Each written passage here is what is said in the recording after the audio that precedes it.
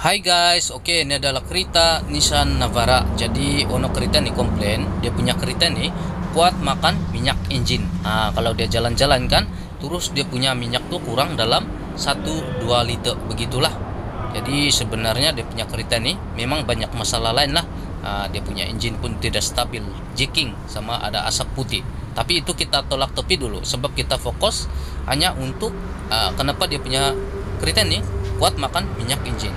Tapi sebelum saya start dia punya kereta nih, saya cek dulu dia punya ini dipstick. Pastikan dia punya minyak cukup kalau kita mau start dia punya kereta. Oke, masih ada minyak lah. Alright. Oke, sekarang nih kami akan start nih kereta. Alright, kita tengok di belakang. Dia punya kereta nih memang ada asap putih lah, tebal dia punya asap putih sebab bercampur dengan minyak. Right, kalau kita rest kan dia memang tebal dia punya asap sebab dia bercampur dengan minyak engine.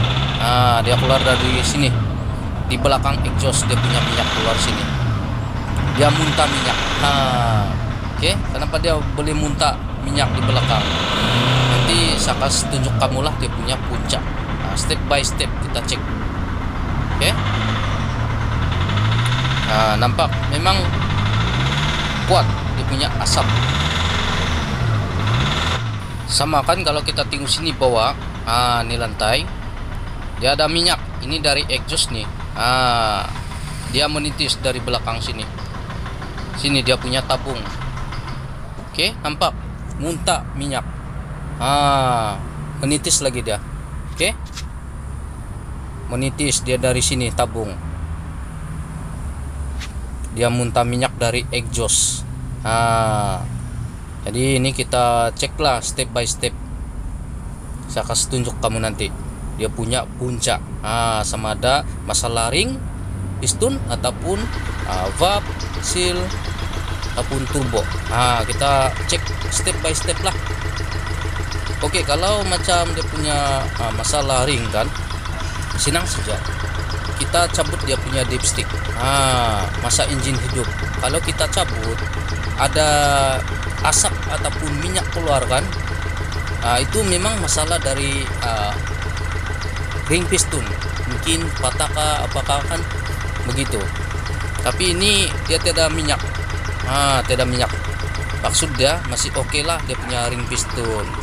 Lepas tuh kita tengok sini, saya jumpa dia punya masalah ini, dia punya turbo. Sebenarnya dia punya masalah ini dari turbo.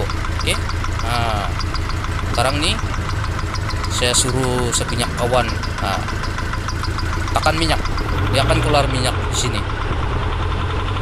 Nampak bila kita tekan kan, nampak keluar minyak sini. Jadi ada kemungkinan dia punya turbo ini bermasalah.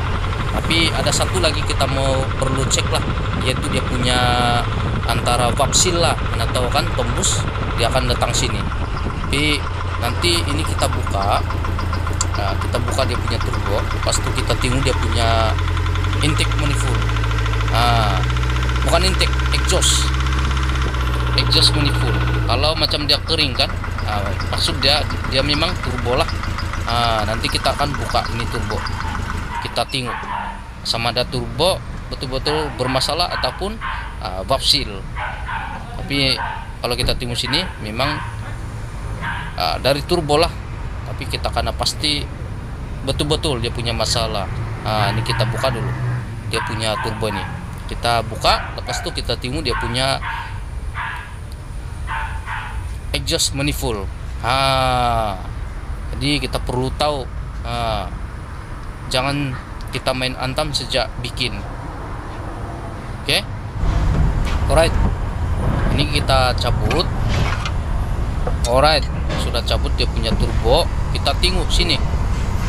Kalau dia punya valve seal nih bocor, kita boleh nampak sini di exhaust manifold nih kan, dia ada minyak nih. Kalau dia punya valve seal tembus, tapi ini kering. Oke, dia kering, maksud dia punya turbo lah yang ada masalah.